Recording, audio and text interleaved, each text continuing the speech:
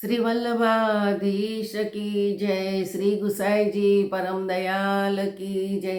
श्याम सुंदर श्री अमने महाराणी की जय। आज श्री हरिराय महाप्रभु की जय। गोकुल नाथ की जय। આપણે શ્રી મહાપ્રભુજીની બેઠકજીનું રસપાન કરીએ છીએ, તેમાં 19મી બેઠક આવી છે, નંદગામની બેઠક। હવે નંદગામમાં માનસરોવરની ઉપર શ્રી આચાર્યજી મહાપ્રભુજીની બેઠક છે। ત્યાં આપ 6 માસ સુધી બિરાજ્યા, પશ્ચાત પારાયણ કર્યા તથા આપે આજ્ઞા કરી કે ત્યાં ઉદ્ધવજી 6 માસ બિરાજે છે, એટલે અમે 6 માસ पर्यंत રહીને નંદરાયજીને ભાગવત સંભળાવીશું તથા ત્યાંના ક્રીડા સ્થળોના દર્શન કરીશું।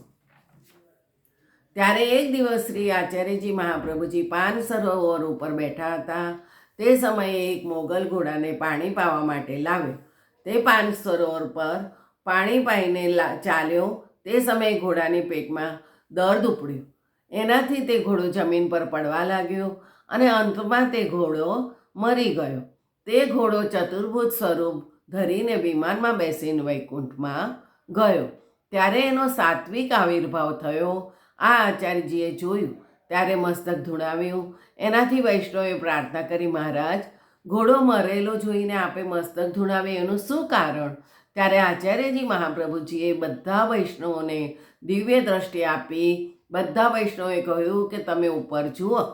બધા વૈષ્ણવે ઉપરની તરફ જોયું તો તે ઘોડો વિમાન સહિત વૈકુંઠમાં જઈ રહ્યો હતો। ત્યારબાદ દિવ્ય દ્રષ્ટિ તો મટી ગઈ। ત્યારે તે ઘોડાવાળા મોગલે બધા વૈષ્ણવને પ્રાર્થના કરી કે તમે મને શ્રી આચાર્યજી મહાપ્રભુજીના સેવક બનાવો। ત્યારે બધા વૈષ્ણવે આચાર્યજી મહાપ્રભુજીને પ્રાર્થના કરી। શ્રી આચાર્યજીએ આજ્ઞા કરી, તમારો જન્મ બીજા જન્મમાં થશે। આ સાંભળી તે મોગલ ફરી ગયો, પરંતુ એનું ધ્યાન અષ્ટપ્રહર શ્રી મહાપ્રભુજીમાં રહ્યું। આ કારણે દેહ છૂટતા તેને નવાનગરમાં મોચીના ઘરે જઈને જન્મ લીધો। એનું નામ સંગજીભાઈ થયું। એને ગદ્ય મંત્ર ઘણા આવડતા હતા। એણે એક વૈષ્ણવ સાથે ઝઘડો કર્યો। એની પાસે વીર વિદ્યા શીખી। એણે એની ઉપર પ્રયોગ કરી મધરાત્રિના સમયે તે વૈષ્ણવને મારવાને માટે વીર મોકલ્યો। વીર તે વૈષ્ણવના જઈ શક્યો નહીં। પાછો આવીને એણે કહ્યું કે તે તો ગુસાઈજીનો સેવક છે, તે તો મોટો મહાપુરુષ છે, એની ઉપર અમારો પ્રયોગ ચાલી શકે નહીં। ત્યારે સવાર પડ્યું ત્યારે તે મોચી તે વૈષ્ણવના ચરણે પડ્યો અને પ્રાર્થના કરીને કહ્યું કે આપ તો મહાપુરુષ છો, આપ અમને સેવક કરો। ત્યારે તે વૈષ્ણવે કહ્યું કે તું પેલા મંત્ર યંત્ર છોડી દે તો તને સેવક કરું। તો તે મોચીએ બધા મેલા મંત્ર યંત્ર છોડી દીધા। કેટલાક દિવસો પછી શ્રી ગુસાઈજી દ્વારકા પધાર્યા। ત્યારે નવાનગરના બધા વૈષ્ણવને પ્રાર્થના કરી, મહારાજ, એના પર કૃપા કરી શરણે લો। આપે આજ્ઞા કરી એને અંગીકાર કરવાને માટે તો અમે અહીં પધાર્યા છે। ત્યારે ગુસાઈજીએ તે મોચીને નામ આપી બ્રહ્મસમન કરાયો। 252 વૈષ્ણવની વાર્તામાં 108મી વાર્તા એની છે। કુમકુમ વસ્ત્ર પર ધરીને ચરણારવિંદની સેવા પધરાવી। એ જ દિવસથી ધોતિયું ઉપરણ પહેરવા लाग्યો અને મોટી અપરસમાં સેવા કરતો।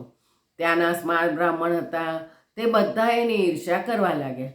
ત્યાંના રાજા જામંતક માછી હતા, તે બધા બ્રાહ્મણ એની પાસે જઈને પુકારવા लाग्યા, રાજા સાંભળો, અહીં એક અતિ શુદ્ધ રહે છે, તે બ્રાહ્મણની જેમ રહે છે। આ સાંભળી તે રાજાએ તે મોચીને બોલાવ્યો અને પૂછ્યું, તું બ્રાહ્મણની જેમ કેમ રહે છે? ત્યારે તે મોચીએ કહ્યું કે મને ગુસાઈજીએ પોતાનો સેવક કરીને બ્રાહ્મણ કર્યો છે। રાજા આ સાંભળી ઘણા પ્રસન્ન થયા અને કહેવા लाग्યા કે બ્રાહ્મણ ભ્રષ્ટ થઈ જાય તો શુદ્ધ થઈ જાય છે, પરંતુ ક્યાંક શૂદ્ર પણ બ્રાહ્મણ થયો છે। દૂધથી છાશ તો થાય છે, પરંતુ ક્યાંક છાશથી દૂધ થયું છે? ત્યારે સંગજીભાઈએ કહ્યું કે રાજાજી, છાશમાંથી દૂધ થઈ જાય તો આપ માનશો? રાજાએ કહ્યું કે આ વાત તો સારી છે। એની પાછળ રાજાએ છાશની ચપટિયા ભરીને મંગાવી। તે સમયે આખી સભા એકઠી થઈ બેઠી હતી। બધા બ્રાહ્મણ બેઠા હતા। છાશની ચપટિયા સભાની વચમાં રાખી હતી। ત્યારે સંજીભાઈએ બધી સભાને જોઈને કહ્યું કે મને શ્રી ગુસાઈજીએ બ્રહ્મ સંબંધ કરાવીને બ્રાહ્મણ કર્યો છે, તો છાશથી દૂધ થઈ જાઓ. જો હું મોચીનો મોચી છું તો છાશની છાશ રહો. ત્યારબાદ મટકીને ખોલીને જોયું તો છાશથી દૂધ અલગ થઈ ગયું છે. ત્યારે જામંતક માછી તથા બધા બ્રાહ્મણ ચકિત થઈ ગયા. ત્યારે બધાએ પ્રમાણિત કર્યું કે ગુસાઈજીના બ્રહ્મ સંબંધનો ઘણો પ્રભાવ છે. ત્યારબાદ જામંતક માછી તથા બધા બ્રાહ્મણ શ્રી ગુસાઈજી જ્યારે ત્યાં પધાર્યા ત્યારે આપના સેવક થયા. ત્યારબાદ તે બધા અપરસથી સેવા કરવા લાગ્યા. ત્યારે તે મોચીને કોઈ પણ ટોકતું ન હતું કે રાજાનું પ્રમાણ થઈ ગયું હતું. ત્યાં કેશવદાસ તથા ગોવિંદાસ બંને ભાઈ સારસ્વત બ્રાહ્મણ હતા. એના સંગથી તે સંજીભાઈ વૈષ્ણવ થયો હતો. આચાર્યજી મહાપ્રભુજીની દ્રષ્ટિ તે મોગલ પર પડી હતી. એ કારણે તે મોગલ ઘણો ભગવતીય થયો હતો. તે સંજીભાઈના સાથથી રાજા જામંતક માચી તથા બધા બ્રાહ્મણ ભગવતીય થયા તથા શ્રી ગુસાઈજીના સેવક બન્યા. અનેક જીવોના ગુસાઈજી દ્વારા ઉદ્ધાર થયો. સંજીભાઈ લીલામાં પ્રાપ્ત થયો. એનો વિસ્તાર સંજીભાઈની વાર્તામાં છે. આ કારણે અહીં સંક્ષેપમાં થોડું વર્ણન હતું તે કીધું. આ ચરિત્ર શ્રી આચાર્યજી મહાપ્રભુજીએ નન ગામની બેઠકમાં બતાવ્યું. એના પશ્ચાત આચાર્યજીએ ત્યાંથી પ્રસ્થાન કર્યું. ત્યાંથી કરલા, અન્નોખરી, પિસાયા, ખિદ્રવન તથા જાવવટ પધાર્યા. ત્યાંથી આપ કિલાવન પધાર્યા. નન ગામની બેઠકનું ચરિત્ર અહીંયા સમાપ્ત થાય છે.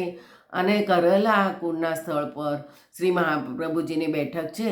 ત્યાં ગુસાઈજી તથા શ્રી ગોકુળનાથજી એમ 3 બેઠક સાથે છે, પરંતુ મહાપ્રભુજીની બેઠકનું દર્શન નથી.